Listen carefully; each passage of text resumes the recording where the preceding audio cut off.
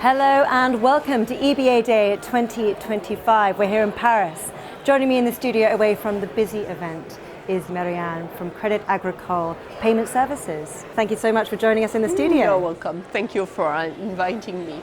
It's really good to have you here, and I'm going to jump in straight away. I know you wanted to talk about the European payments landscape, and I want to know, where are we up to from a scheme level? Could you bring us up to date? Yes, because it's very passionate to speak about that topic, and regarding the, let's say, this is quite the place to be right now to speak about sovereignty. So there is multiple ways to speak about sovereignty, but you are absolutely right. The first one is the scheme level, because we perfectly know that because payments are particular and they are totally based on interbank relationships. So of course the scheme layer is absolutely key. For the time being, let's consider that we didn't manage to build a pan-European payment scheme, especially based on card payments. But let's say we work every day, and we managed to build an alternative which is very ambitious and which is named EBAday.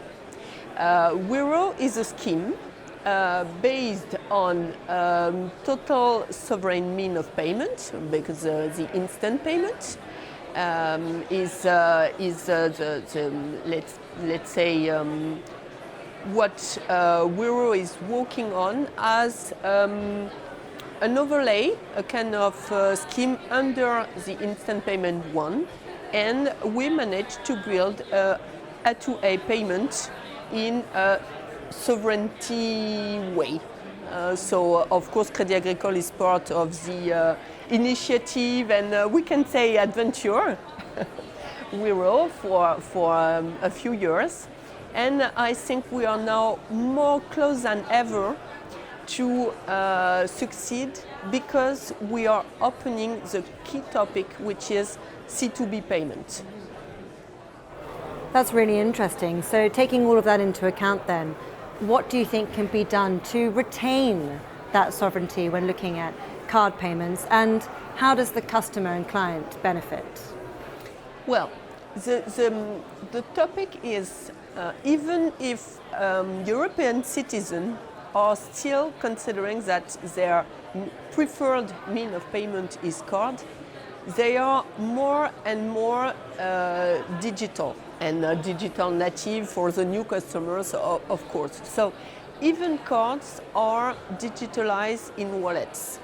So considering that, if we want to directly discuss with our clients, we need to put in their hands a European wallet on payment. This is key, and this is typically what we will do.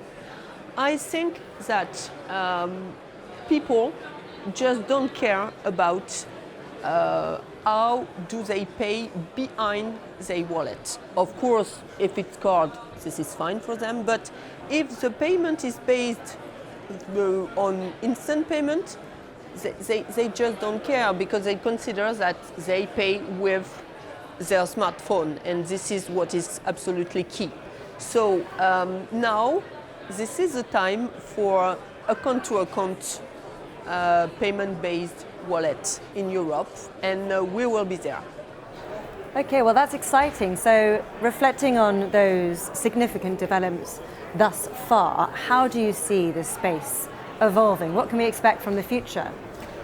Well, it's right to consider that right now there is a major actor, the biggest one, and probably they are for a few years the best in class on that topic. But the rules have recently changed, and there is now a space to be a real challenger to that big players, because there are a few ones that we called X-Space. Now we do think that there is a space to be present on the X-Space environment, and we are ready to do so. Thank you so much for your insights. Safe to say, watch this space, some exciting developments ahead. I'll let you get back out there, but thank you so much. Thank you. Thank you for inviting, and thank you for this discussion. It was very, very interesting. Thank you very much.